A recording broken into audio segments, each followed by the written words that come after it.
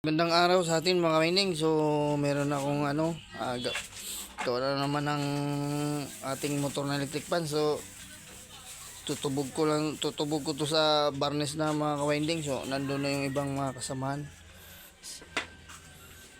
So sabay-sabay ko na ng tubog. So okay na to. So ito mga kawinding, bukod tong isa kasi pang orbit fan ito mga kawinding. Pang orbit fan. So ilubog na natin. So ito na mga ka-winding. So ito ng ating mga motor na electric fan. Yan. So ito pang orbit fan. So ito pang electric fan na ito, mga standard. Yung wire niya ay 6 wire mga ka-winding. So naka-ready na yung aking barnes. So ayan mga ka-winding. So unahin ko lang ito mga ka-winding, yung pang orbit fan. So magsuot lang ako ng mask mga ka-winding para hindi masakit sa ilong. So ayan mga ka-winding, kunin ko na itong isa. Tubog lang natin. Ayan. So tatlong wire lang itong lalabas nitong mga ka-winding, yung pang orbit fan.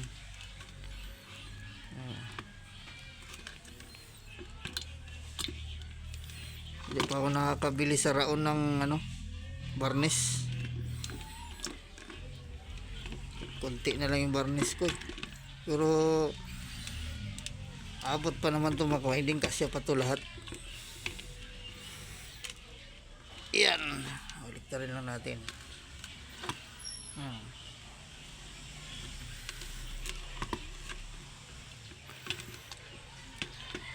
Kasi mabarnisan mo lang ito kung mga ka-winding. Madali lang tumigas to. Patuloyin ko lang mga ka-winding.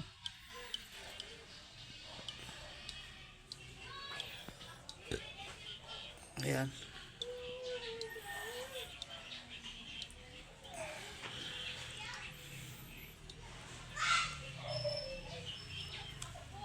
Lagyan lang natin dito. Ay.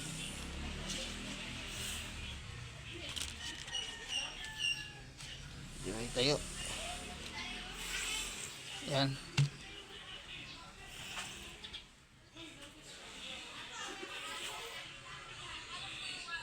So, isa naman.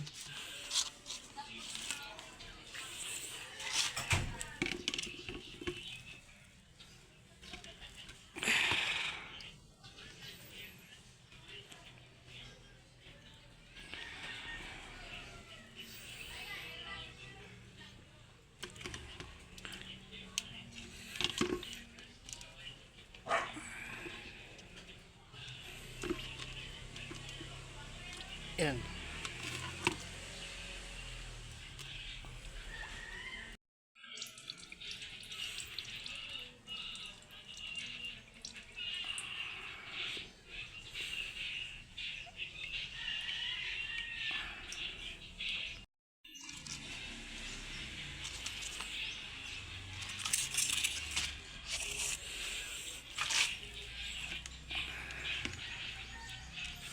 Ganito kasi mga ka-winding, pag hindi natin tinubog agad sa barnes to, kasi kakalawangin yung bakal, tapos matagal pa natin siya itubog, kakalawangin yung bakal. So sayang yung ating paglinis ng bakal.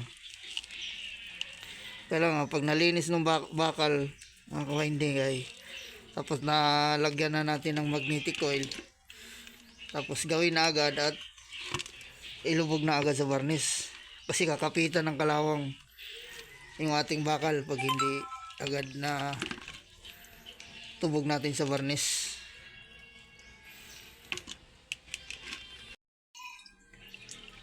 Natapon pa.